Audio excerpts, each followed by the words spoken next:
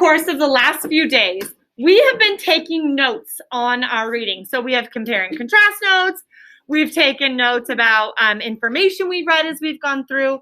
I want you guys to take a moment and look back at your notes, your graphic organizers, and I want you to think about intensity and power and volume of sound, and I want you to look back at the notes that you guys have about them. So open your notebooks up.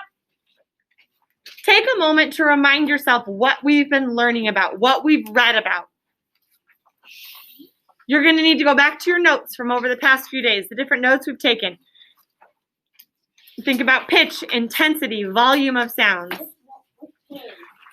All of the different notes you've taken, bud. What about lab notes? Yep, lab notes are a great place to look because those are notes we've taken. All the pages labeled lab notes are going to give you ideas. That's one. Go to did you guys take lab notes yesterday? Yeah. Go to yesterday's lab notes. That's a great place to start. Lesson 10. No, you aren't talking about it. You're looking back at them.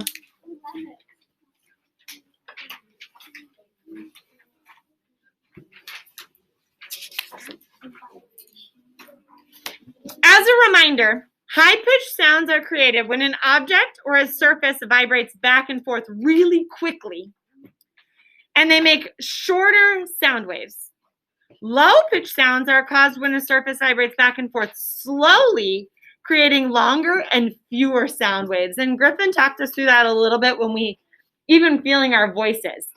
We should have notes a little bit about that yesterday. But in earlier lessons in this unit, you guys heard about Jack and Samuel talking about the human voice and the parts of the body that are used for speech. I want you to turn and talk with your neighbor. What do you recall about the trachea, the larynx, and the vocal cords? Turn and talk about it. Trachea, larynx, and vocal cords.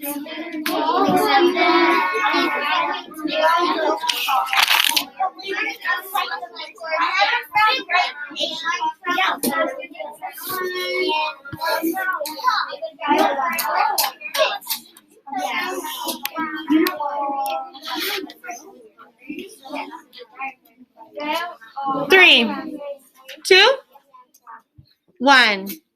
Today in our reading of chapter 8, we're going to go over these again. So reminder, a trachea, show me where your trachea is.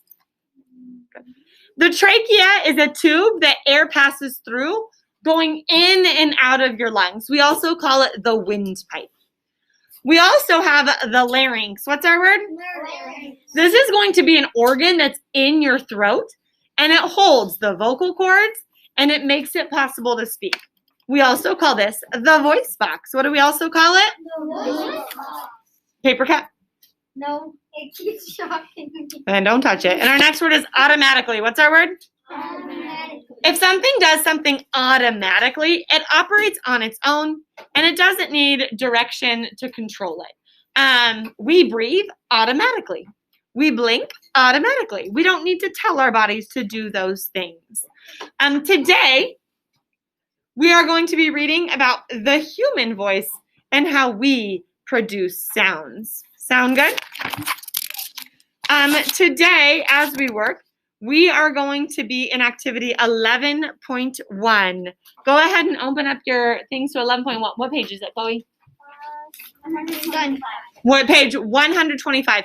After today, we are going to be filling this out, page 121, and we're going to be filling out, was it 121?